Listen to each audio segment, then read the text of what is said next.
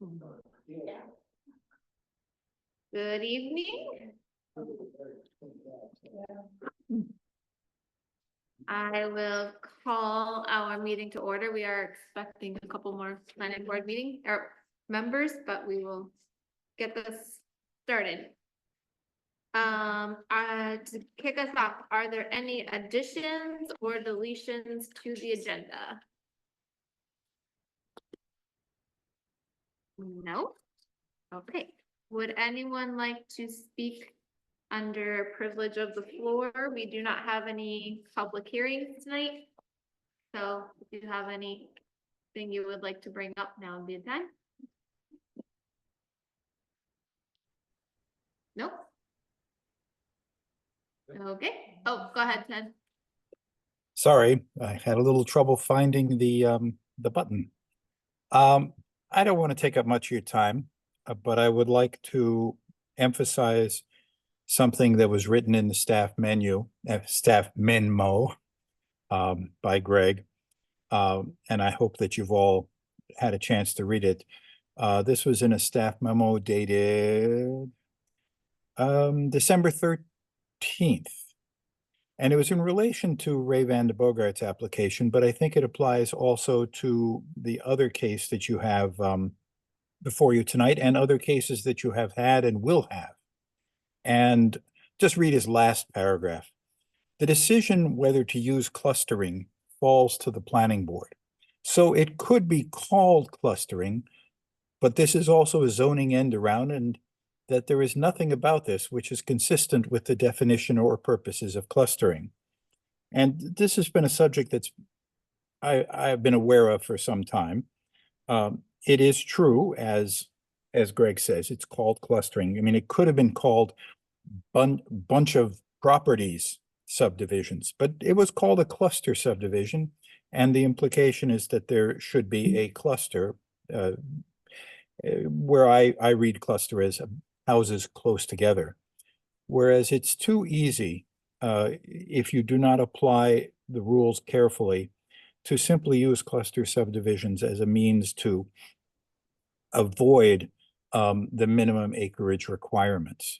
So I urge you, that paragraph is very powerful to me, and I urge you to consider it strongly when you're making decisions about anything that's asked about clustering. Thanks. Thank you, Ted. Rhonda? I also read that memo, and I absolutely agree with Ted. I think this is someone trying to pull a fast one on the town. And I do oppose that kind of I'll just make it clear. I oppose it and generally think that we need to stick to the zoning law. It'll come back to haunt us in some way if we don't do that. And everybody will be pointing fingers. Well, he got to do it. Why can't I do it? So I think we ought to play the game by the rules. Thank you. Thank you, Rhonda. Anyone else for privilege of the floor? Okay. Seeing none, we will move on to approval of the minutes from November. Make a motion to approve. Colleen. I can second.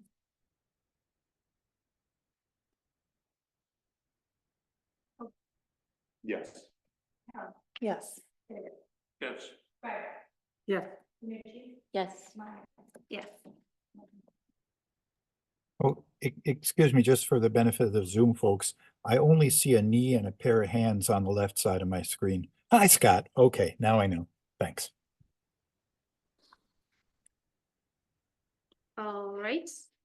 Leslie, do you have a town board report? Not really. Okay. Greg may talk about it, but the town was awarded, probably through Greg's effort, but close to $700,000 for the CDB grant for homeowners who are eligible, financially strapped maybe, and need upkeep in their house, windows. We had somebody come talk about all the work she had done to her house, including flooring, and a small deck and windows, and she was very happy. But she couldn't have afforded it if they had to do it. So if you know anybody who might need some home repair and might qualify financially, tell them to get a hold of Greg. And when is that new one gonna start in January? Yeah, Okay, we have to hire someone on to help out, because I won't be able to manage it. yeah, I bet. Is this the same or just similar to the one we did last year? It's similar to the one in 2022. 22. That was for $500,000. Yeah, this is be a full, actually $750 with all the program delivery fees, but it comes out to be $695. Yeah, it's really great. We just got the award letter yesterday. Yeah. Really good. And did you turn in an application? Mm-hmm. You All did. set. When did you do that? A week or two ago. Okay.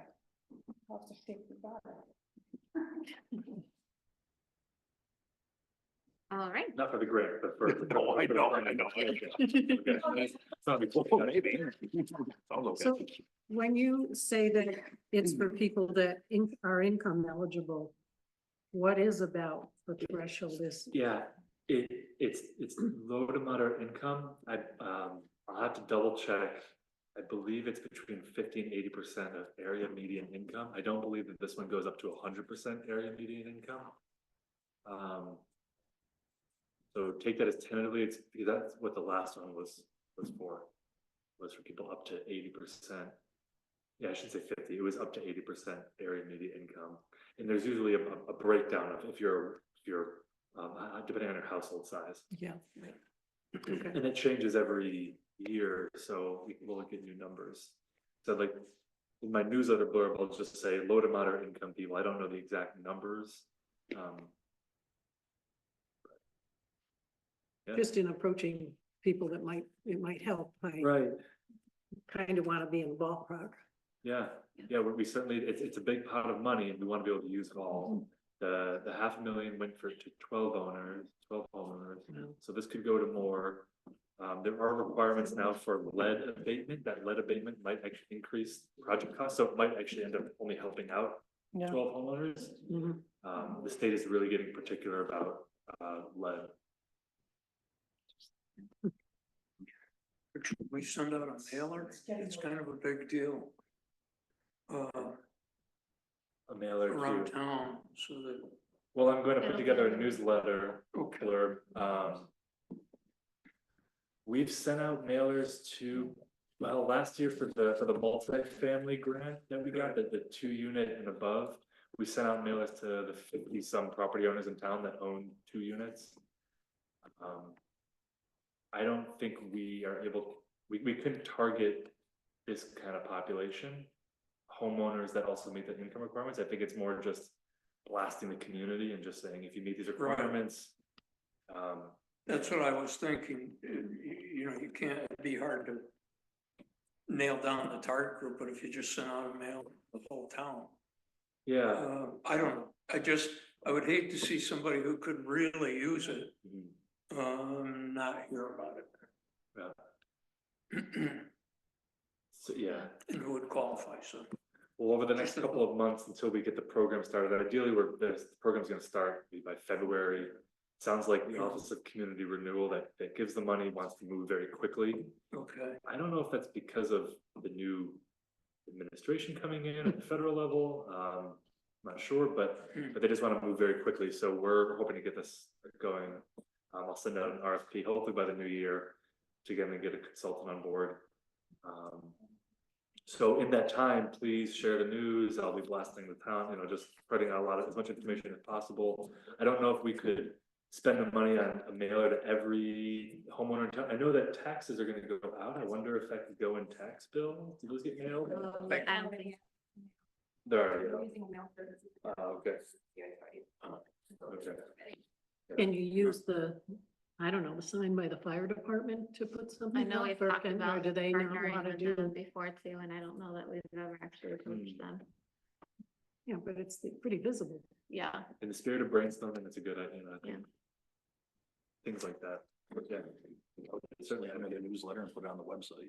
yeah, Just Yeah. those people call it good. yeah. remind people on Facebook. Exactly.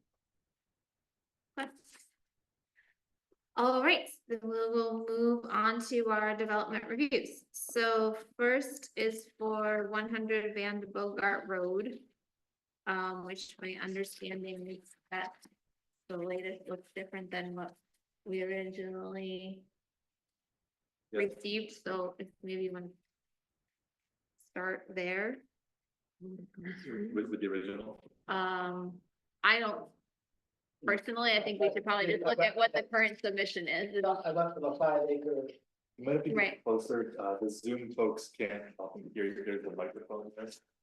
If we are clearly, if we're clearly reviewing the 10 acre and not the 5 acre, I think we should just look at the. Well, 10 so acre. I went to my surveyor and he just figured 10 acre lot, Okay, it's not bad. okay. We will, so that's what you want to move forward with for our review. Much choice. Okay, that's what we'll look at then. Let me get rid of the.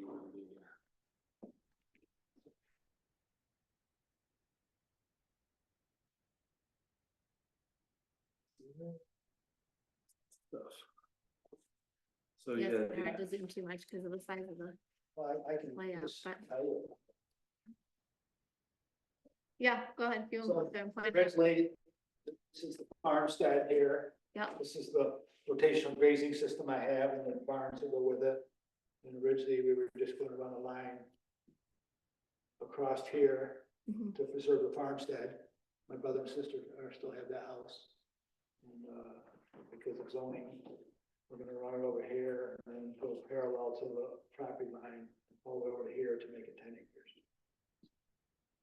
And hopefully it doesn't really screw up my whole sale, but I gotta try. Doesn't screw up what? I have somebody trying to buy it, Oh, can't, because I have to get through all this. mhm. is this, so this is ag here then? Yes, it's about a All path. right, you could move this line a little ways if you wanted to screw around with it, and the reason. But then for he'll that- be under the 10 acres that's allowed. Hold on. If it's under the 10 acres, like if you did 8, that would leave 60 some acres left, right? Yep. So that's 6 lots. Well, he's not looking for a Let me cluster finish. anymore. So that's 6 lots. So combined with the one that you'd be parceling off for, say, 8 acres, that would be 7 lots. So you go to the BZA and you say, give me a variance I have for, a deal in hand, I can screw around with it Okay. forever. all right. I just thought maybe, as you mentioned the farmland, I thought, well, that's a way Yeah, to get, every time I do something. that's- yeah. We've got somebody who's gonna farm. Yeah. Yeah, nice grass-fed organic operation, just like I've been doing. Right, yeah, This makes it complicated, so we'll see what happens. yeah. For those of us in Zoom land who couldn't see, Ray Point or Scott Point to the screen in the town hall, could you use the arrow, the pointer on your screen, Greg, and show us where that is? what is the it in that? The 10 acre lot, This parcel B which is where? right here. Cool. Oh, Oh, Stop in. yeah, I just did some kind of drawing there. This goes parallel to the property line. got it. Okay, so our potential actions for tonight are to review the environmental assessment on this. I have to It would be under our standard subdivision at this point, right? Yeah, under the minor subdivision. Minor So, subdivision. yeah, there's we, I still have to wait another month, it's like 3 years since I did one before, Right, and that 3 years is come. Oh, So now I'm into June. but then we need, so do we need the public hearing with the minor? Yep. Okay, so we would do, so that we would, it would line up, that we would have the public hearing in January. And then a pending, and then final approve or final site plan review in January. That could most likely get you final approval, and then you'd be off and running. Okay. So if we want to so I guess first, if we have any concerns or questions or comments on it, and otherwise we can do our environmental assessment now, or we can do it in January. Actually, do we have a review, an updated? I guess it wouldn't really change, but do we have an updated application with the 10 acre? It's the same, I mean, I mean, I prepared a resolution just. Recommending that it's, you know, negative environmental significance. There was a short EAF submitted in August, we can take a look at that. I think the only thing that needs to be changed on that is just making it The clear that acreage. it's, yeah. So, let me stop sharing here. Does anyone have any other comments or concerns? No, okay. So why don't we do that and move to one step closer to getting you through this process?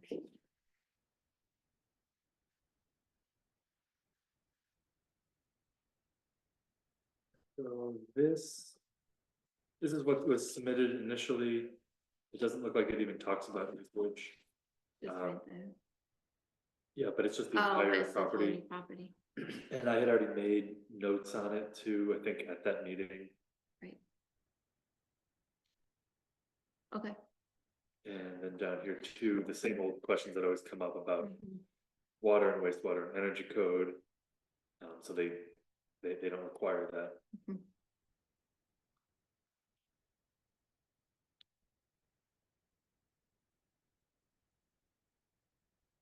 Are there any environmental concerns from anybody? Nope. So if we want to make a motion for a resolution of, Yeah, I mean, I just, if Little anybody wants to see them, but they're impact. similar to ones I always Mhm. put out, and pass these down. And then I have this here.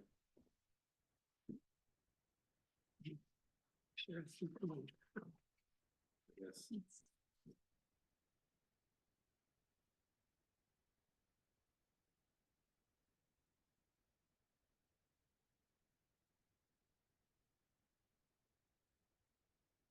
So I'll make a motion of determining minor impact as stated.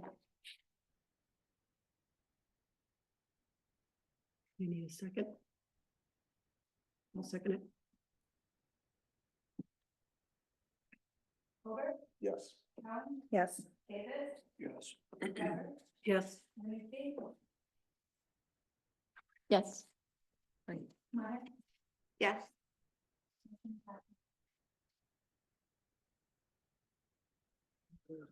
Mhm.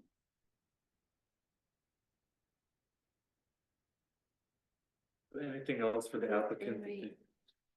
Cause I don't have a copy of the new. Oh, one. yeah, it still showed It's still that, the yeah, same there date, was just okay. some notes Okay, on it. Yeah, I'll put it up here, that's fine. I just wanted to make sure we had the right information in the resolution. yeah. And it's still dated July, the question was just about the The date, date, just to make sure we had the right survey date. July 11th. Okay, There was a note that it was updated on December 16th, right here, just some more revisions. Okay, but all right.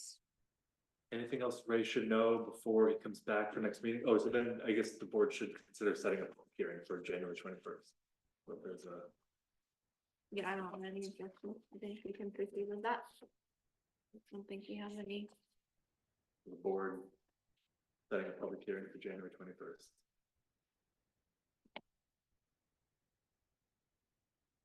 All right, we've done what we can do for tonight. Thank you.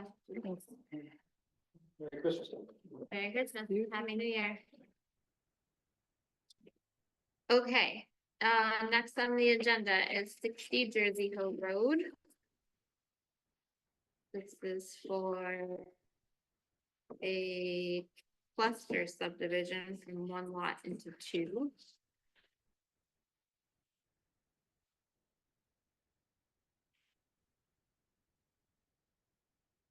Let me pull up the map that I made, that might be easier. Made a little context map to show the whole parcel.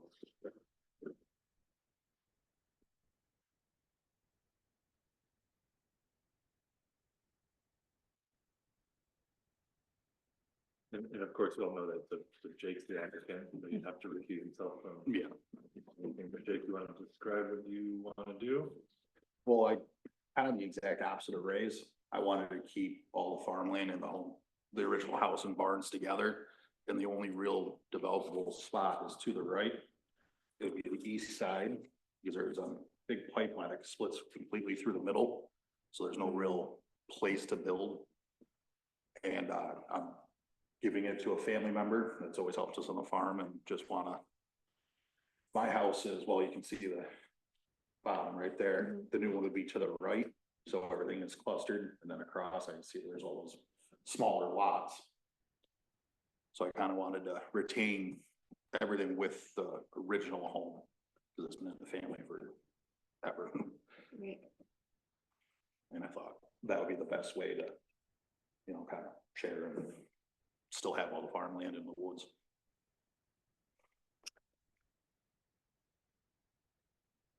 Do we have an aerial? Yeah. You know why I created this black and white map is that we have a black and white printer. So I had an aerial and I'm like, it's just gonna come up all grainy and Yeah. just a lot of ink. Yeah. So what I But realized, it's good for just I know. generally seeing what the site is.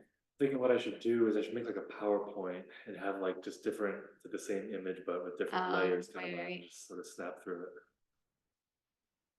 Still figuring out the best way to communicate information Yeah. to the board here, so.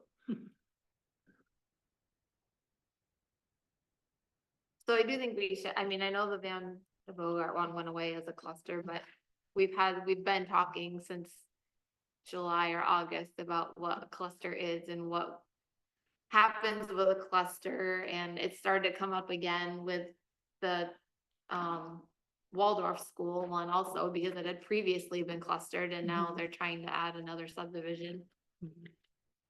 So I do think we should have a consistent approach for what we're gonna do moving forward and what we're gonna require of a cluster subdivision, if it's really gonna if it's gonna have to be a cluster like what people think of as a subdivision, as in like kind of layman's terms, like, for lack of a better way of saying it. Or, you know, it versus it being used as a way to break off smaller pieces that are less than the required zoning lot size. So I have a thought, but I'm also curious again to hear what the attorney said, because I think owning more than, I think owning 10 acres is expensive. So I think if we're trying to, I think the cluster still protects our natural resources like we're trying to, and it also promotes affordability, which is a nice goal. But I am curious then, what did the attorney, can you just remind us what the attorney said for the last applicant and why that was not recommended as a cluster? Yeah, so in that memo that I had sent to you all, what it boiled down to is that the purpose of clustering is when there's proposed development. Right. And it's supposed to afford flexibility in that development. And there is supposed to be a benefit to the town, which is, you know, keeping some open space. So it was clear that, you know, that was just trying to carve out the farmhouse from the farm. Right, so it just benefited one household and not like, there wasn't any more future development happening on the last applicant. Right. Right. Just fine. Right. So, yeah, and, you know, I think there could be a way that there could be a 2-lot cluster subdivision. And I was like going through it just in my head, and I'll just try to paint a picture. I think if, you know, in the most ideal scenario of a 2-lot cluster subdivision, it's, let's just say if there's a raw piece of land, say 20 acres, and it requires a 10-acre minimum. And the owner says, I want to build my house, and I want to build another house for a family member or a rental, whatever. Who cares who lives there? But they want to do it in a way that keeps them pretty close together. And they want to have a 1-acre lot, let's say, and then a 19-acre lot. They want to share a driveway. They want flexibility on the setbacks, maybe the setbacks instead of 50 feet, they want 20 feet. They want to keep those houses 40 feet apart because they're going to share other utilities among each other. That I think would be more of an appropriate 2-lot cluster subdivision when there's actual development proposed that's trying to But that scale that's proportional to the lot size, more or less. and well, it's not even about the lot size actually that I'm getting at. It's more just that the focus of development is in a clustered format, and then the board could then condition that larger lot and say that needs to be capped at a certain amount of lots, or that needs to be used for this, for a defined use. So I think what Guy was weighing in on was that if there's already, if there's no development proposed with the cluster subdivision, it gets a little bit more difficult to call it a cluster subdivision. So that one for the Waldorf school, that was, there was houses planned for those lots. And they came in very quickly right after that.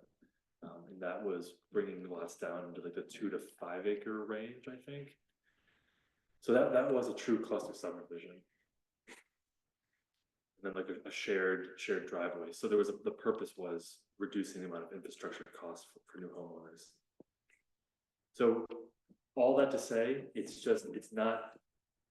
technically you could do a 2-lot cluster subdivision.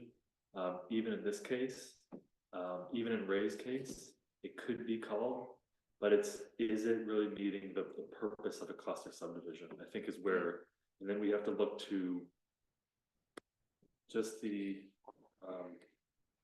subdivision regulations. I think are just a good starting place on that of the purpose of them. Were you waiting to say something, Scott, or are you? Yeah, but. Okay. Oh, you should just say it then. Well, I think one of the points Guy made was it can't be seen as a workaround. And there's specific language in our ordinance that says, I brought it up, no subdivision shall be approved by the planning board pursuant, which shall not reasonably safeguard the appropriate use of the adjoining land. So the goal of the cluster subdivision is to have this open space maintained. I don't have a problem actually with a 1-unit cluster subdivision if the remaining area can't be further. If you can't use the cluster part on the open space that's set originally. And actually, I think after we debate it and look at the law, I think that's the way it has to be anyway. You can't, when you do a cluster, implicit in the language of the cluster subdivision, is that open, you do it once. And that open space is right there. Anything beyond that, to recluster it again, you quickly get into a workaround, which is expressly forbidden. So, you know, and also just as a resident of the area, I think it would be great to have that kept as open space, which means it couldn't be developed Can't. after that. Anyways, that pipeline cutting. Goes right through. Splits it. Yeah. With their easements, you can't encroach on it. You can Right, but isn't there still some, you could The wood. theoretically, it wouldn't be worth it. No. So, you know, my thought is, you know, what the heck? Or to maintain the spirit of the cluster, which I don't think you really have to, but to, there's maybe an argument could be made in that regard, then we could make it a 2 cluster thing, but that would be at the discretion of the owner of the extant cluster, whether they wanted to have another house in there. I wouldn't have another residence there. I wouldn't see any problem with that. But I think it'd be great to have, there's nothing wrong with having a really small cluster and having a bunch of open space, because that seems to be a large part of the point of the whole ordinance. Scott, did you say though that one house could be a cluster Yeah. Well, That you next to could the use, other house, next you to could- another house? like in that situation. Okay, because one cluster of one I know house it sounds isn't a it cluster to sounds- me. illogical, but you're just using the, as I see it, the cluster subdivision, well, it has 2 points, so that you can concentrate building, but if the person is willing to let all the other land stay in perpetuity as open space, what's the downside? What's wrong with saying, let them just have a 1 cluster? Yes, that's the Yeah. word cluster though. It's not a cluster. We need like a different zoning line for. this Yeah, type of that action. doesn't make sense to me. I mean, I guess the other way I could see along those lines is as part of the cluster subdivision, we designate what the buildable area is. And if we identify that on both the subdivided small lot and the parent lot, then even if they were to have the ability to subdivide that in the future into, like, say you have 60 acres and you can subdivide it 5 more times, Right. they would still be stuck with having to only be able to develop in that designated area that we've Yeah, identified, and they wouldn't be able to develop in whatever we identify Yeah. as the agricultural or open or whatever the correct terminology is, so we don't Yeah. get stuck in this loophole. Like, And then- or it's a conservation that's not really defined. Right, But- and then is that recorded with the deed, and then as the town, does Guy do that, or does their attorney do that?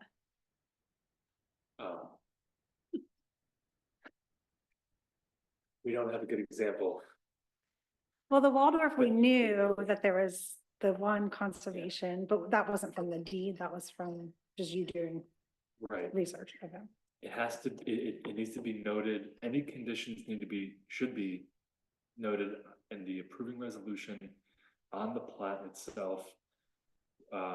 Recorded in the county, Guy brought up just the ability of people to be able to be given notice, essentially. That was a big point of his argument, was that if people aren't given notice about what restrictions are on their property, it could be argued that those restrictions don't exist. Yeah. And that was some of the argument for, not an argument, just questioning this conservation area and saying, what does it really mean? Because you can go back to the old subdivision regulations and read what it means, but because they're not expressly imported Yeah. on the approving resolution or on the recorded plat itself, the recorded plat doesn't even say conservation area, so that's like, Got it it. already, Right. it sort of waters it down. It's hard to defend it, it's hard for the town to say, this is exactly what it meant.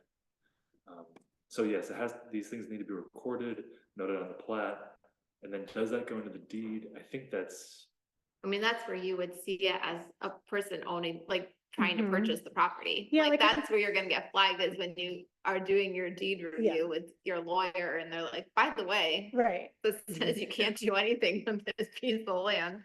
like if you think about like some of like Fieldstone Circle has deeded recreational area, like there's a lot of subdivisions that have acreage that's deeded recreational, probably as part of their approval from, so so it happened, there's examples of it. Yeah.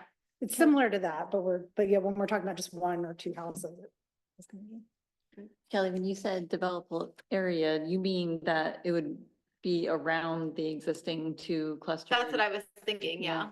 Because Yeah, I think, but like, if you had, like, you could on you have the parent one, and if it has existing structures, then you'd say, okay, well, now on the new one, then that has to be like as close to the existing Right. structures, and you're gonna get this section of that that will allow for development, and then adjacent to that on the parent one, you would designate as the other future developable, and then the rest of it has to stay open, so that you're creating that zone that's close The cluster's together. designed Yeah. now, and that Yeah. makes sense.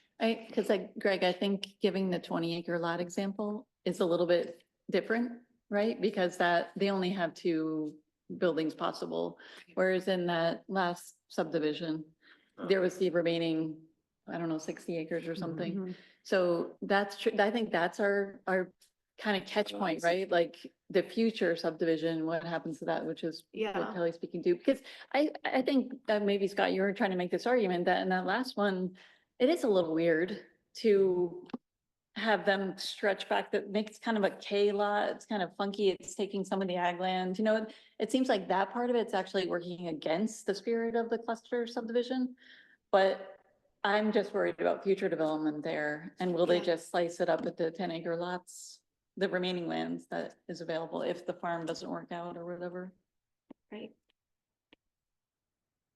Which they could. they could do the 10 acres, but at least So- they can't do 25 acres. Or whatever it would be like if we approved it under the cluster, then it would be. I don't know, like it could get more dicey if you didn't identify the developable land development area.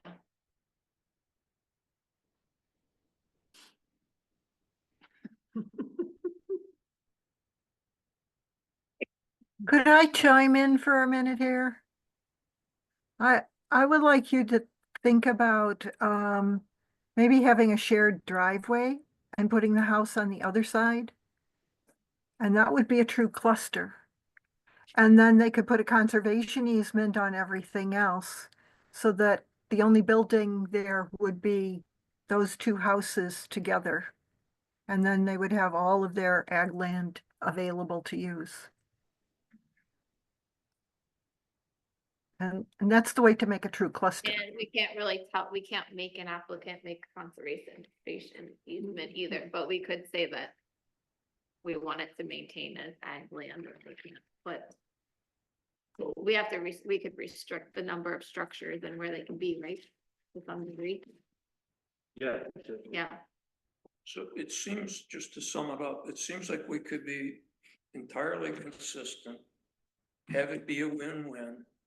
If we said one of 2 or 3 things, it's a cluster development with this, what was this, 5 acres? Yeah, just a house. With this 5 acres. Okay. Houses here, that's gonna go right there. And the other house, so there's nothing built on here, right now, at present. So that, up to, up to, what is it, 6, because it was 60 acres originally. So up to 6, residences could be clustered in this 5 acres. At the discretion of the owner of the 5 acres could divide it Could up the do way it he that way wanted. too, I guess. I suppose we could. Yeah, I would say, and by the way, my point earlier about, just keep it as a 1 house cluster and the rest is open space there. The downside to that, the argument against that is that people that want to move in might be, to be able to pick up, to be able to buy a house on a small lot in a cluster division, that would be ruled out by what I was saying earlier. But anyway, so you could have it in there, or we could say alternatively that I think there might be a way to say some contiguous area. That's what you were talking about. That's what I was. Yeah. Yeah, another contiguous area has cluster development rights in there limited to X. And we wouldn't even have to say 6. We could say whatever number we wanted, whichever we thought was appropriate. So either one of those would seem to me to be a really good, and would get away from the argument that we're going to settle in our committee about whether the open space can be reclustered again. So that would just be in the deed as open space. I think that either one of those would be a really good outcome. Can you remind me, where's the pipeline? This corner, that's a gas hut right there. Oh. And it literally splits everything. Oh, it's diagonal across the Oh. So whole you thing. can't, that's the only real Yeah. spot without encroaching on it. And what is it, a pipe? It's a huge pipeline, natural gas line. Oh, okay. You know, there's that is parceled So off back. I don't know this what was that. marker Is it on to- the- I don't remember seeing that on the Right survey. across her here. sound survey. Oh, It just keeps this- going. this. This is something to you. Who's that's that? the address. Yeah. But you That was all propane over here. Whoever, who's gonna buy it, is it, you're just gonna sell it, or is it? I'm giving it to my family. Oh, okay, so they would have control Yeah. it'd be- over whether it got further, but the capacity to do that would be there. Yeah. Always, yeah.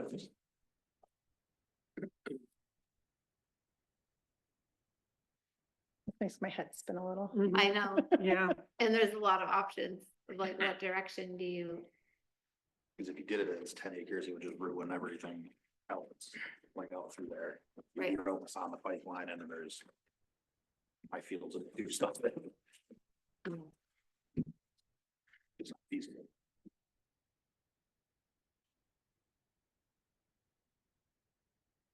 Which I feel like if this didn't work here, then the BZA, that is a hardship. Like I'm just, Yeah, the other, with the pipeline? you know, Guy suggested that maybe the better vehicle is an area variance, but then it would, and if that got approved, it would come back to the planning board as a subdivision. But that would be the other path, is that, if the planning board felt that this might open up some precedent, you know, that just wasn't, just wasn't consistent with, or just like in keeping with the spirit of a cluster subdivision, and to not then be used so much that it's getting out of hand and it's hard to say no. That an area variance, could be used. I think they have seen some lot area requests. And I believe, Cindy, correct me if I'm wrong, I guess the last few were not approved because that's for really small lots. I think that's the closer you can get to 10 acres, you have a better shot. Mhm. but Well, the mathematics of it, if, Yeah. if, I like the cluster idea, but the mathematics of it would compel the BZA, I think, to approve a variance. And the mathematics is such, it's a 78, is it 70, 60, Like 59 and some or change. 59? It's 60. Okay, so if you take off, are there 6 lots allowed there or 5? Oh, You look well, there up would there. technically be 5 if it's Just hit that. 59 I point thought it something. said 60. I think it is. Okay. I don't know. the Yeah, 60 acre property. Well, it makes a difference. If it's It does. 59, what I'm gonna say doesn't matter. But if it's 60 and you take off 5 acres, you tell the BZA, we're gonna take off 5 acres. Okay, that leaves 5 lots left to be developed in the 10 acre minimum. Plus the one that he's asking. So you still got 6 lots. Oh, So I see you're what not saying. even doing anything, so the BZA would have no. It would seem to me would have no basis to say we're denying it because it doesn't make any difference whether it's that first lot is 5 or 7 or 8. Which would be another way to go, as one who loves the open spaces, I think the cluster option is really nice. And Yep. how- Well, how frequent would it be that someone would have a long natural gas line going through? I mean, is that common? There's one on Waldorf, or at least Well, and immediately. there's one on our adjacent to road, the- but There are a lot of them in Danby. Yeah, Really? But it's next to the road. It's not like it's crossing through a big property. well, One over goes- there, one goes through your property, one goes through Often. that line. yeah, That's, yeah, That's power. Power.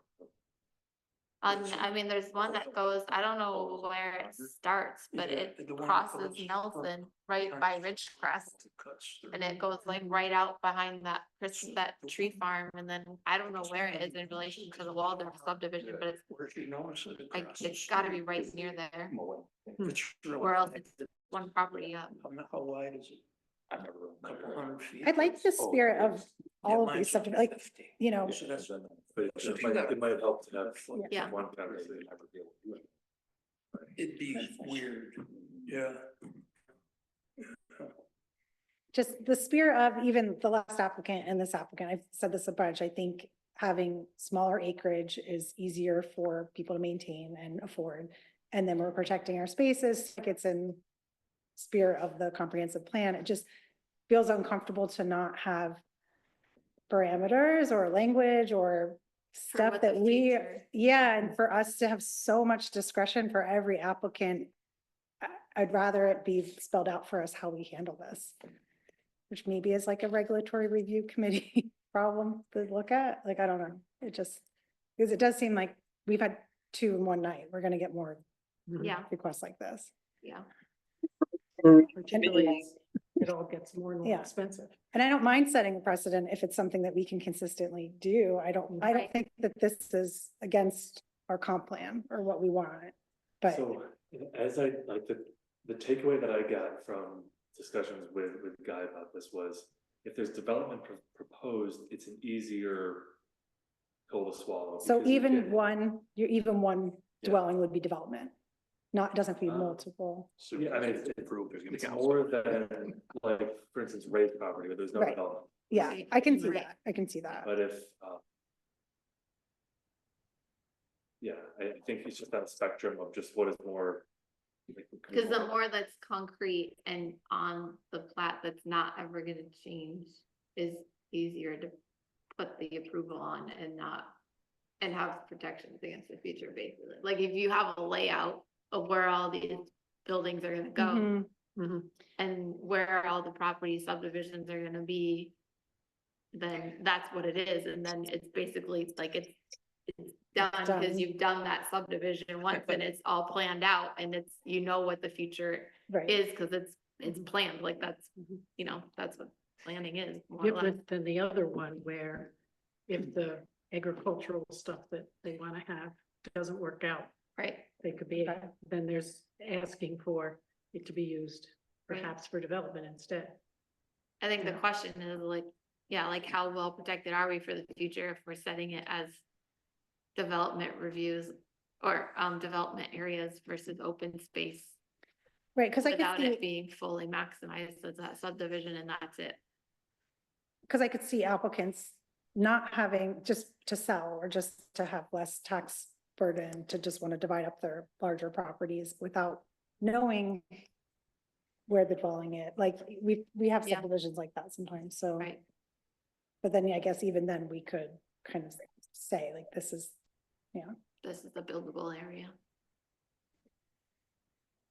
The thing that I'm a little bit nervous about with designating developable area is that, like, let's say you have a 100-acre lot and you want to do 3 in a cluster. Mhm. Like, so you do that and then you want 10-acre lots with the rest. That seems like it should be okay, you Right, know? So that's the only thing that it's kind of getting me stuck.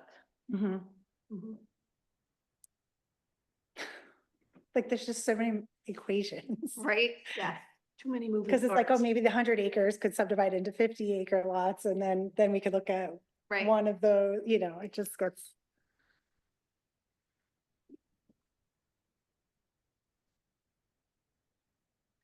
Well, and even if someone came in to do a cluster, but they had 60 acres and they wanted to cluster 4. Then they still wouldn't be maximizing their potential, so then. Is that a yes So or a then, no? right. And like, then there's still a question of well, what happens to the remaining. Could you say that,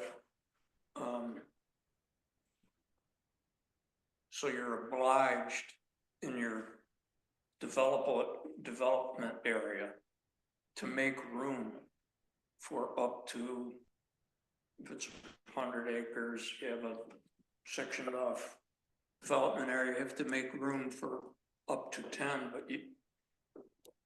So the subsequent bill, maybe you start with 1 or 2 places.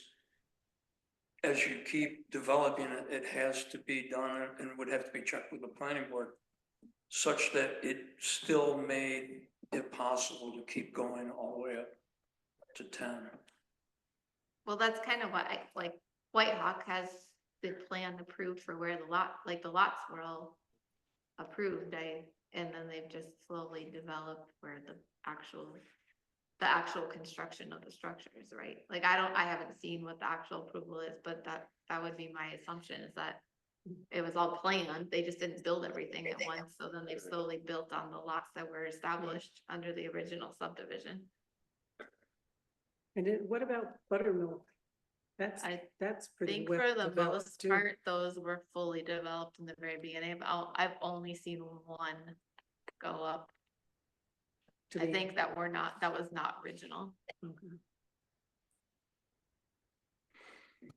So I want to circle back, what I was doing, I was trying to find, I knew there was something about area variances and the planning board being involved. The only time that the planning board is required to weigh in about a variance is for a subdivision, when lots are proposed to be smaller. So,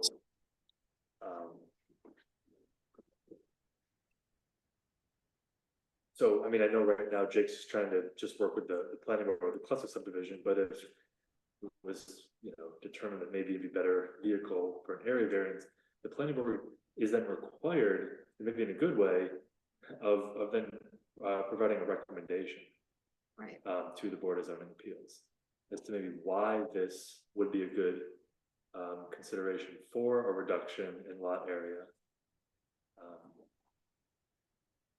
It might be a hybrid approach of, I can tell there's consideration of this, and just trying to make sure that it's within some defined parameters, that it doesn't sort of get legs and run away.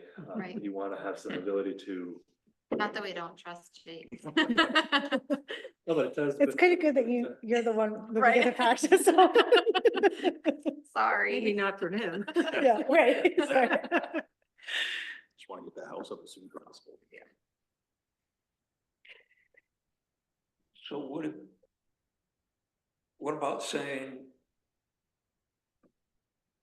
up to 6, or it has to be at least 4, or whatever scale we want? This is something that we would probably again want to deal with in the committee. You have to allow for at least 3/4 of the possible lots. But at any rate, rather than try to figure out where they would all be right now, just say that it has to be, approved, looked over by the planning board when it is further subdivided, and there'd be room for X number of lots. Could we do that? And that would be something that we could do with every cluster down I the don't know road. if we can do that. I don't know. That's pretty restrictive. Are you talking about a specific location? Well, I think, Colleen was saying, and it, made a lot of sense. You wanna have something that is just not each one that we do is not considered on its own. We wanna have some kind of consistency. Yeah. So Colleen, or whoever was saying, we should know where all those other potential subdivisions are gonna be within the 5-acre section. But rather than have to do that now, and who knows, maybe it might be looked at differently when it actually does come time to break it down. Why not just say it has to be a certain number of lots, but it will have to be reviewed by the planning board when it's time, or when the lot owner wants to subdivide, rather than doing it right now. But it would anyway. That is. It would anyway. Well, then, maybe it doesn't have to be all figured out right now. I don't know. It just seems like that would be that would be a rabbit hole to try to deal with. You're saying to put the 5 credits, whatever, onto the 5-acre lot? Like on credits to subdivide on the 5-acre lot and restricting the larger person from Yeah. ever subdividing ever again, right? Is that what you're saying? No, what I'm saying is, Cause you could do that, but I mean, that is an option. it made it sounded like that.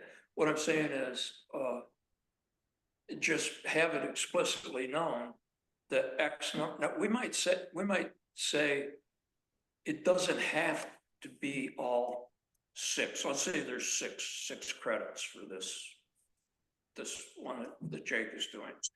But it has to be at least 3/4 of them. It has to be, what's 4 out of 6? It has to be at least 2/3. So it has to be at least 4 to 6. And when it happens that it does want to be that the owner of the lot wants to have a cluster subdivision in there, then it has to be, we will say explicitly how many lots, at least it has to be. And then, of course, it has to go before the planning board at that time. But the lot lines don't have to be drawn up right now. Wouldn't that be, it'd give us something consistent that we could apply to every cluster situation? And I'm not following what you're saying. Mhm. I'm having trouble following what you're painting here, but that's up Okay. it's up to the planning board.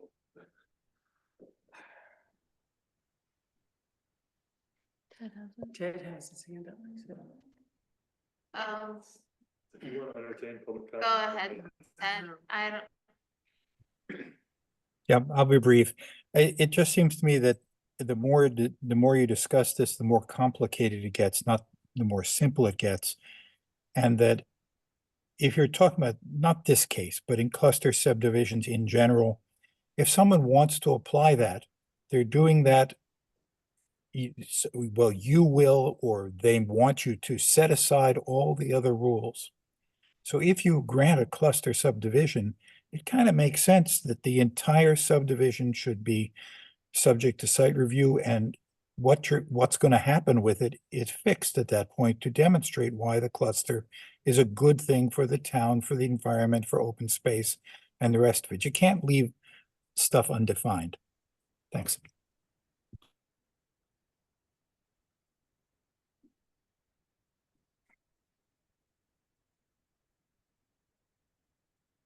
we have not, we've gone in a circle and we're. Yeah, we're back.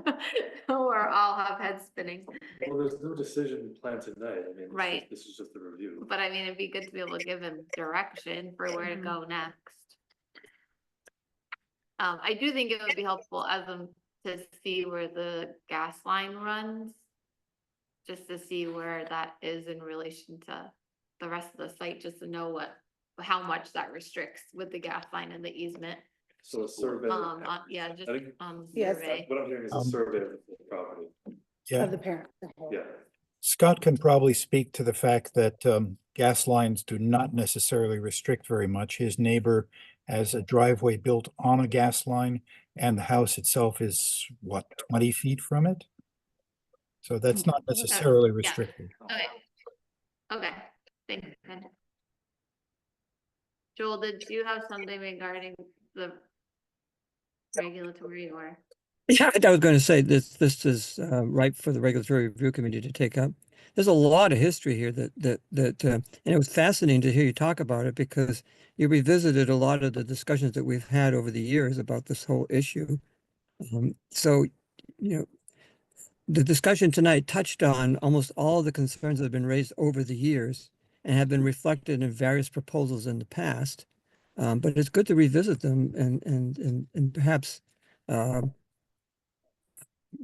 move to a different place than we are right now with the regulations, because as we've discovered very soon after adopting the new regulations, they don't quite accomplish what was intended.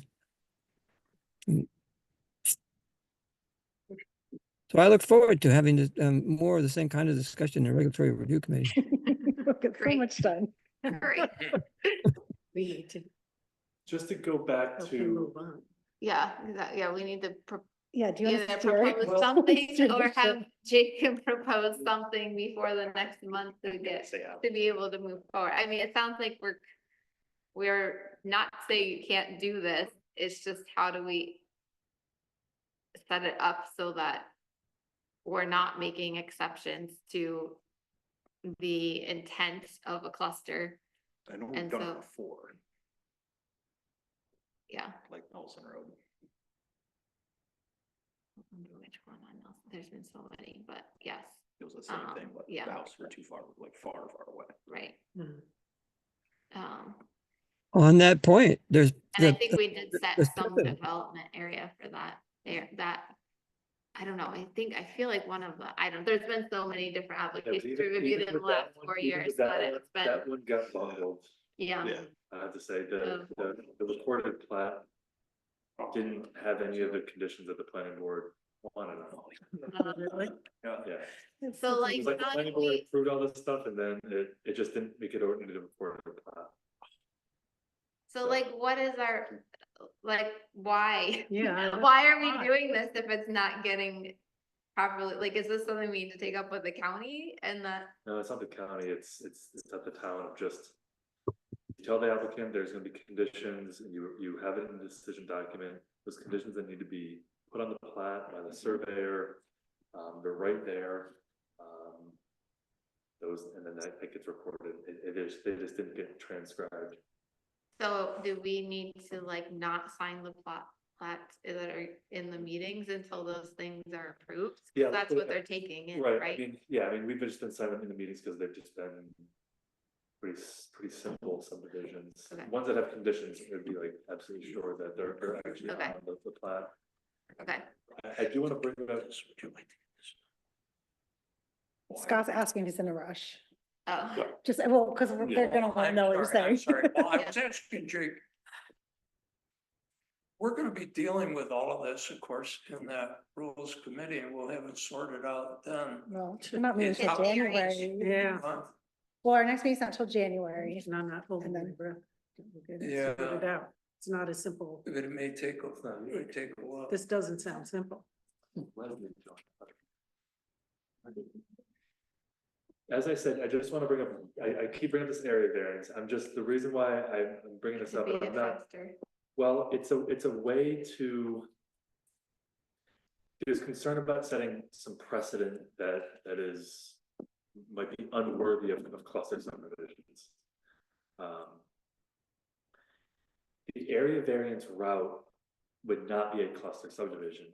It would be the planning Right. board saying, if you choose, well, you have to require, you have to provide some recommendations. So you would be, if you thought that this configuration was a good proposal because it preserved farmland, the active farmland, because of pipelines, because across the street, it's also rural one, and there's 4 lots that are less than 6 acres Mhm. each.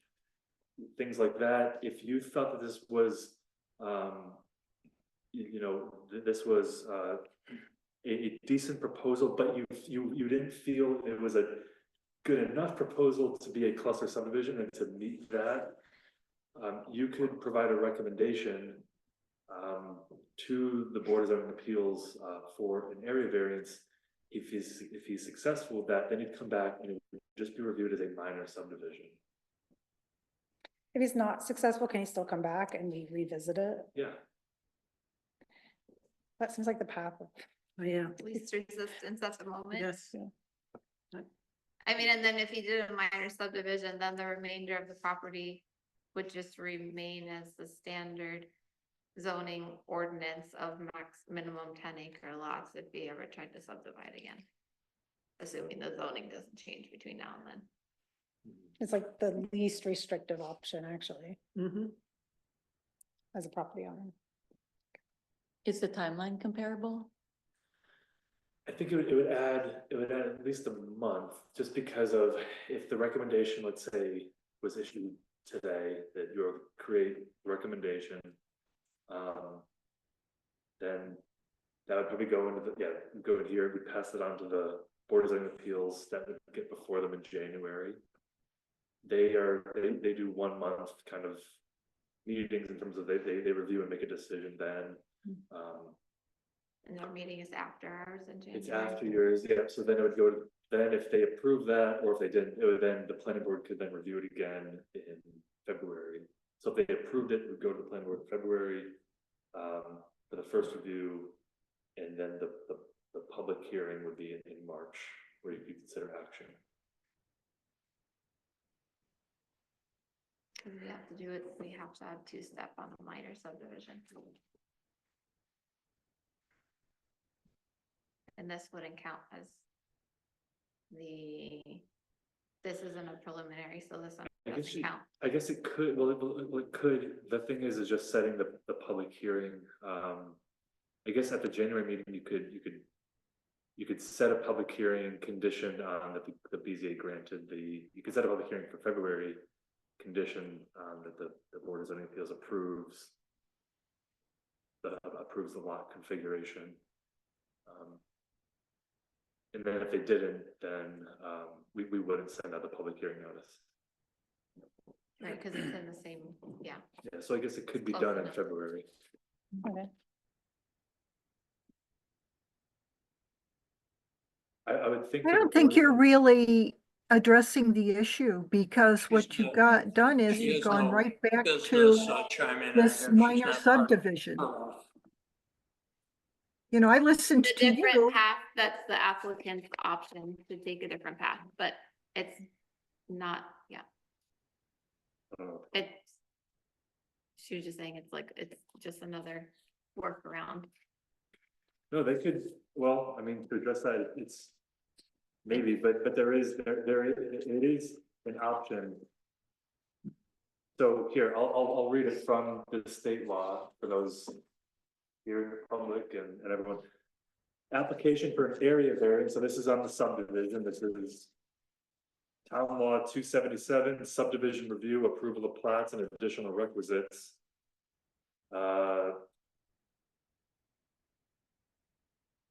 Subsection 6 or 0.6, whatever. Application for area variance, notwithstanding any provision of law to the contrary, where a plat contains one or more lots which do not comply with the zoning regulations, application may be made to the zoning board of appeals for an area variance pursuant to section 267B of this article, without the necessity of a decision or determination of an administrative official charged with the enforcement of the zoning regulations. Basically, it's saying, I don't need to, I am that person, the administrative official. Typically, I have to issue a denial for somebody to then go to the Board of Zoning Appeals. So I have to say, I can't approve your building permit because it doesn't meet the setbacks. I deny it. You're gonna have to go to the BZA. This is saying, anybody for a subdivision who has less lot area proposed, they don't need me to say that. They can just directly apply to the Board of Zoning Appeals. In reviewing such applications, the Board of Zoning Appeals shall request the planning board to provide a written recommendation concerning the proposed variance. So there is, and that's what Guy Crow had weighed in on. He had thought that, at least for Ray's property, he didn't look at this proposal. He was commenting about Ray's subdivision and just said that maybe the better vehicle for this one is an area variance, because then that can also be conditioned. Area variances can be conditioned about siting of the home, landscaping, screening. So.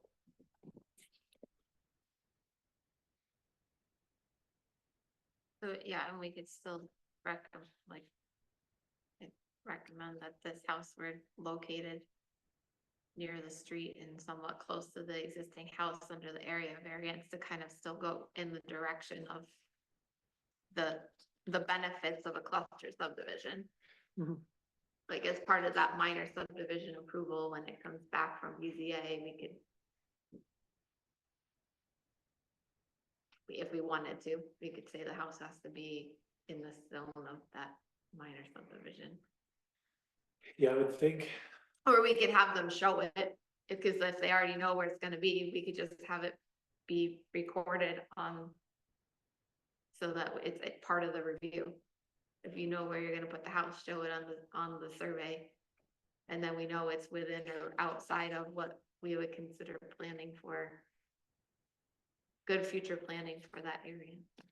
Yeah, I think before it would come back to the planning board for a minor subdivision review, all those conditions should be pretty much just like established or understood. Right. So they would be at the Board of Zoning Appeals. I think the recommendation at this stage could be something to that effect of, if you're gonna, I'm just putting words out there of, recommending that, a future house site is as close to the current home on the existing lot as possible, like within, could even put a distance on that, or the Board of Zoning Appeals could then figure out that distance. Maybe you could leave the recommendation a little bit open, but just giving some sort of nod, and that it should be as close as possible to keep in this spirit of clustering while not actually clustering. Right. Well, maintaining open space, really, we're Right. trying to maintain that Right. open space, right? And where it's going, it's as close as possible. Right. So. Yeah. Well, and I think it would also just help all the reviews if you show where that's gonna be on the plan and show the setback of the line and the setback on the, or the easement, I mean, on the gas line, just so, cause they're gonna wanna know what that restriction is in order to review what the area, why you need the area variance. Yeah, why you took this direction. Yeah. Why is this area not developable? There's a lot of wet Um, back there in Yeah. that wooded lot. It's soggy, bad. And that's wooded. Yeah, that whole section to northwest corner. Yeah, I think regardless, I think another level of detail on the overall survey of the lot is gonna help with any of the directions, like if it's soggy and if it is, I don't know if it's designated wetland, it sounds like probably not. But just kind of noting more of that context of the site of why, like where where it doesn't make sense to build and where it is open and where it's gonna make the most sense to maintain open space and where you plan on the development. I think that would all be helpful regardless of what path goes forward. Do you want that, with that information, help the planning board before making that recommendation to the Board of Zoning Appeals?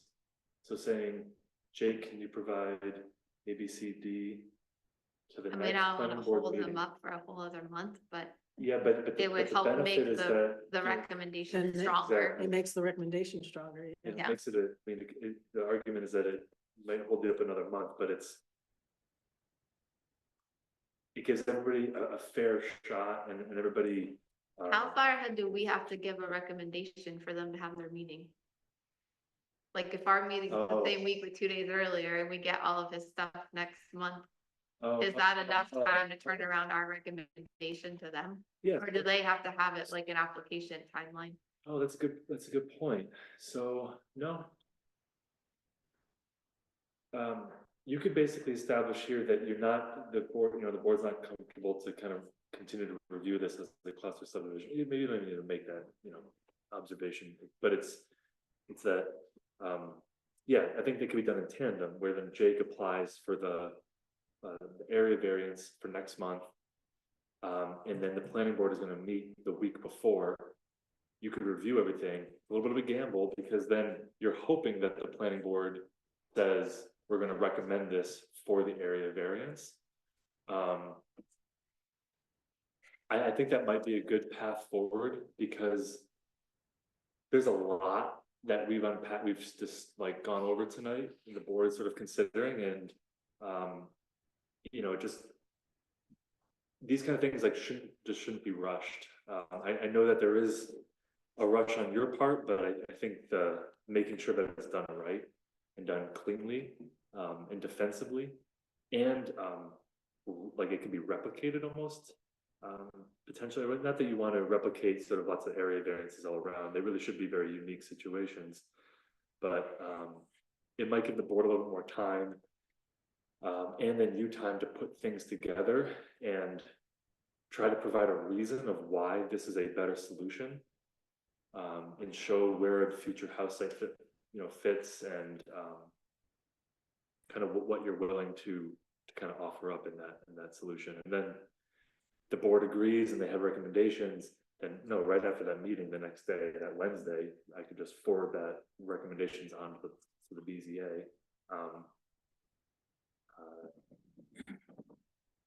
And then they'd have that. They would have that. for Yeah, their and then if- meeting and then to if you- Review as part of the application. Right, and then if you don't recommend it, if you say, no, we don't feel comfortable to recommend it, then Jake's gonna go into the BZA still, just trying to advocate for this and everything. I'm just absent a recommendation. I guess he needs, well, no, he goes back to the state law. He needs a recommendation from the planning board. So Can we say, I mean, it's a bit of a gamble. it seems like he should be allowed to do it. I just don't know the right vehicle for him to be allowed to do it. Are we allowed to say, can I just say that even though he's sitting right there? Like that it's very likely we will recommend it to the BZA. Yeah, I think the fact that we've spent this time and talked about what are the ways that we could make this work that also fit with what we're trying to accomplish shows that we have due diligence on what we're recommending to me. And I think if we get all our act together with all the pieces, that yeah, it makes sense to do it. I don't see any reason we can't be okay with it. That's my Now, feeling. if the BZA approves the variance, and in the interim, the committee looking over the ordinances settle on something more defined for clusters, could we still could he still go back and invoke a cluster? That would still be possible, wouldn't it? So having the variance doesn't necessarily rule out if we find out in the end, oh yeah, the cluster, Yeah, but I just. we don't- understand it better, it would work very well. The reality is that nothing is going to happen on the regulatory review committee and Absolutely. the town board to then, to take it to the town board and package Yeah. it all together with seeker, public hearing. It just takes too long. It's not It gonna be would- I quick. don't think anything's gonna get passed by the town board, if anything, till. Oh, that's right, it's gotta be, okay. Oh, yeah, Yeah. there's a whole. Yeah, public yeah. And we said notice. low hanging fruit first. That's still gonna take time. How to many get years started. do you have to? Well, that's too bad because it would be nice to do the cluster, but yeah. It would be nice to make the whole process just faster for applicants, because it is expensive, you know, and sometimes there's sales being held up or whatever, or Yeah. building, you know, it's just, it does feel bad, like, we're like, oh, come back, you know, maybe 4 months, you'll get approval. Lose a buyer. You lose a whole season, yeah, and when you're lining up workers, we live in a harsh climate, so that's, yeah, so it's always just tough for every applicant, like, That being said. I know it's I not. mean, just to be a devil's advocate, that Ray just decided to take an easier path rather than Yeah. put the board through some conservation and just said, I'm just gonna give you a 10-acre lot, it's gonna Yeah. meet the zoning, there's gonna be very little questions asked. Right. And actually, just to your point, I actually think his lot probably would have been a great, for an area variance because he is trying to preserve the ag land and Mhm. beef operation. I think they're gonna figure out like a lease deal where they're just gonna continue to use that, they're not gonna stop at the property line. But, I think he just wanted to get this kind of through and just done, because he's got somebody who's waiting to buy the farm, and I think that is, you know. Supported here. So I'm putting out there that, you know, if you do propose a 10-acre lot in a zone district, you're gonna have an easier time than proposing something smaller. Yeah. Right.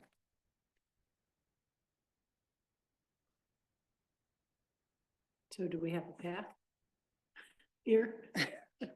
Yeah, and the other, For as I now? said He is earlier, willing to go to the other zoning. thing is, if they grant a variance, it's not gonna allow for any more development anyway, because of the mathematics of it.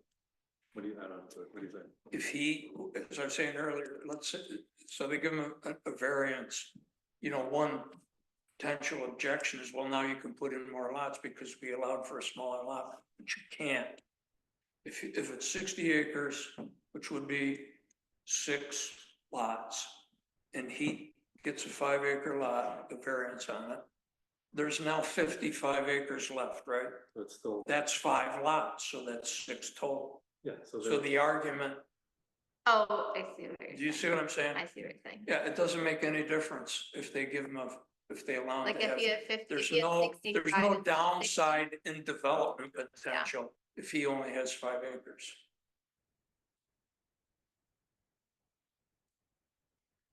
I think right now, probably you need some direction of what you need to bring back. I would say a survey of the lot, this is just me, everyone else No, chime in what you no need. steer. Of the overall lot with the gas line and the easement. The lot line of the new subdivision, which I think we already have that. The building location The wet area. and yeah, I don't know. And if vegetation. They can kind just of. pull up soils, right? They don't have to test for that. For like the primes, like when they, when we get the We have- plans that have the prime Yeah. soils, that's just in our database, right? Right, And wetlands like kind of automatically. And that automatically comes up too, yeah. so there are no regulated Wetlands on on my the site, area, there might right. be wetlands. Yeah. And then I guess just, like they usually do with the little bubble thing where the forest part is. So showing different, kind of what Ray showed, I think it was just a different pasture and. Yeah. trees. I think just so we can see like, this is the prime ag area, this area is wooded and wet, so it's not really developable. This whole swath is not developable because there's an easement on it, and we're gonna try to keep with the intent of keeping development in small area. It'll make for a much easier Easier to look at. recommendation Mhm. if that's the direction we're gonna go. And then we can just look at the layers of if there's any argument for prime soil in certain areas versus other areas are crappy soil. I think the entire lot is prime ag, Okay, or at least ag of statewide importance, it's. My last checked. okay. So that won't help him with the wet area, but we can just take his word for it. So, Yeah. Really farm the. Yeah. No, well, not. Is that totally clear now? But that's the way that the board wants to go, it's this, so just. So I'm understanding it's not to entertain cluster subdivision, at least not right now. That would be my recommendation to Jake, if he doesn't want to sit here for the next year. That's probably what you want to start with. But is that coming back? Then we'll take another. We'll keep trying to work through what we want to see and how we want to move forward, but I think. Yeah, I'm agreeing, and then I'm kind of on to the next, it would just be nice if our zoning had a line for, and if you just want to do subdivide, like, just another item where we have rules for this type of cluster subdivision, I feel like it should be called something else. That's it. Just not to complicate things more, not to open up the whole.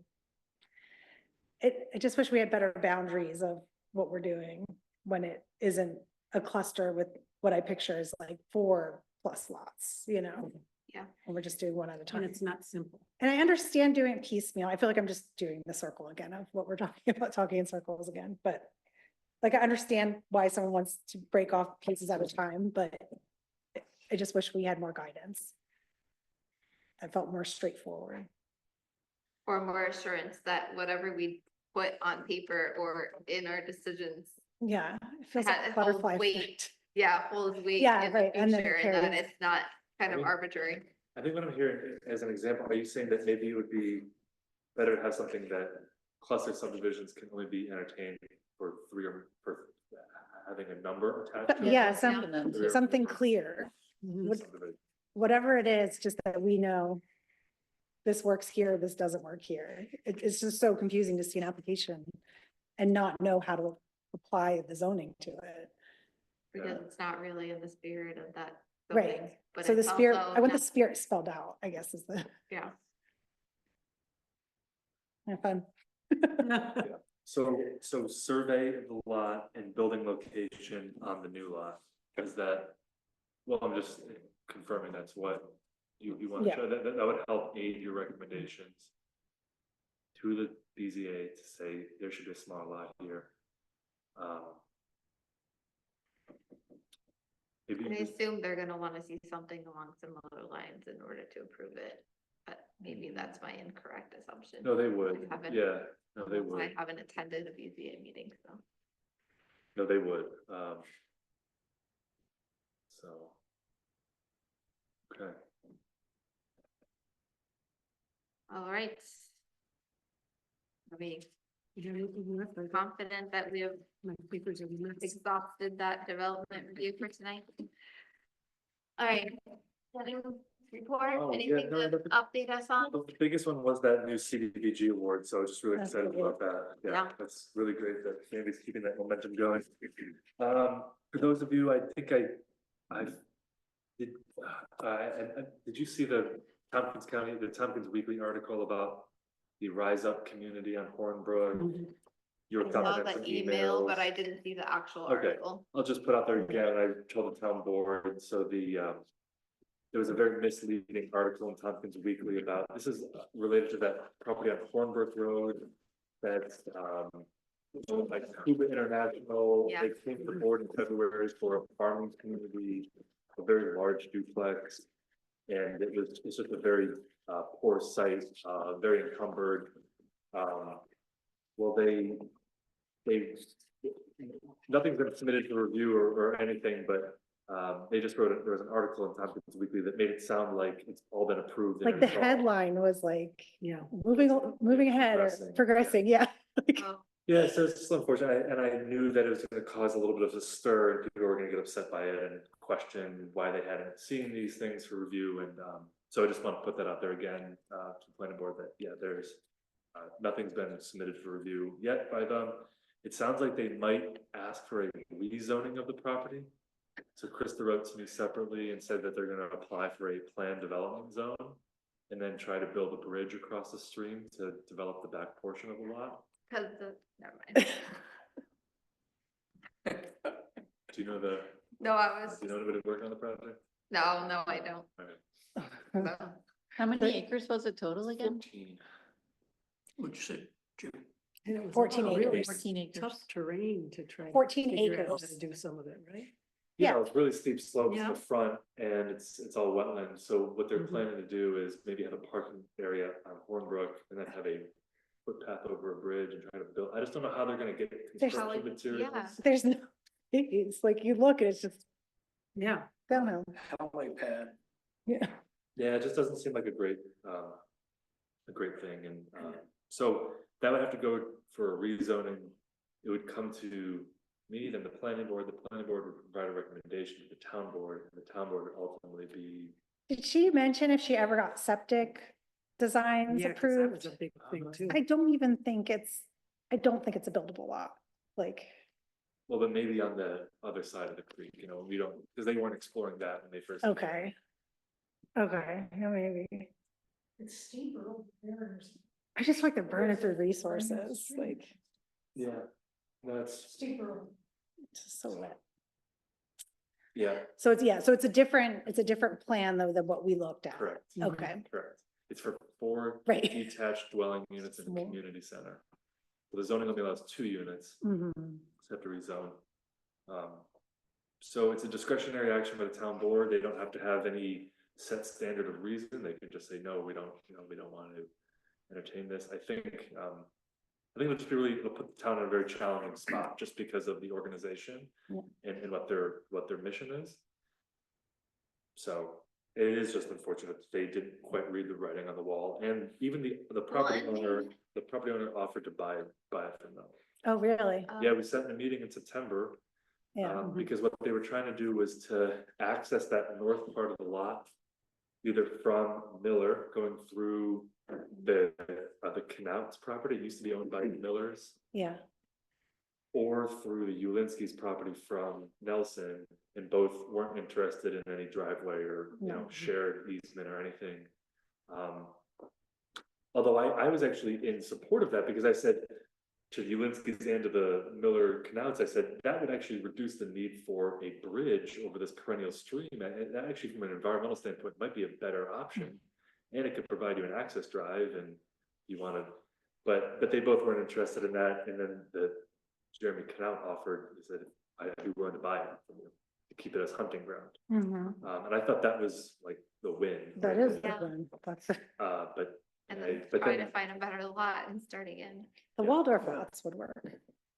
I mean, not that they're But asking still me, too, I know, I mentioned that to it's the her. price difference, they want like a lot more. Yeah, but also Krista's already tied in with the Waldorf and the learning farm, and there was something there they wanted to sort of keep this sort of separate, both these projects separate. But didn't, I feel like they met with David before they even Mhm. bought the property. Like, they They knew. knew going into it. Yeah, it was. We'll see what happens. Yep. I don't have much else right now. We're still Alright. planning for the Design Connect Oh, yeah. board to start. I will share that there might be some issues with the current property and just trying to make sure that still works. Just working with the potential future property owner on it. Right now, it's the property still changing hands, so. I just Cause think you have to get their approval or something. yeah, and I mean, I got the verbal approval, I think they're, the property owner who's, or the person who's likely going to be acquiring it, just felt maybe this is too soon to do a design Oh. connect on it. I'm gonna give them a call for the holidays, when some things settle down. There was some issues with the attorneys getting involved and feeling like having a student project might not be the best thing on the property. So I'm just going to, just keep it at that, and then we'll have more on that. We're hoping, just keep your fingers crossed, it can still happen there. And that's about it. Any questions for me? No, Okay.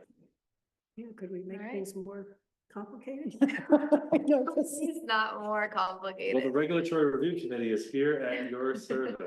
Yeah, yeah. So we'll be meeting, at least once a month, maybe twice a month on different subcommittees. So, we met first, meeting again in January. So it's got Colleen and Kelly on the committee. Leslie and Hopefully Joel we'll and move Kathy. past the interface of Teams in our next meeting. Yeah, we were pretty much trying to figure out how to use Teams for the entire. like 40 minutes. Yeah. All right, well, thank you, everyone. Happy Mhm. holidays, Thanks, happy Jill. New Yep. Year. Yeah. See you Yeah, in happy holidays. 2025. Yep. Wow.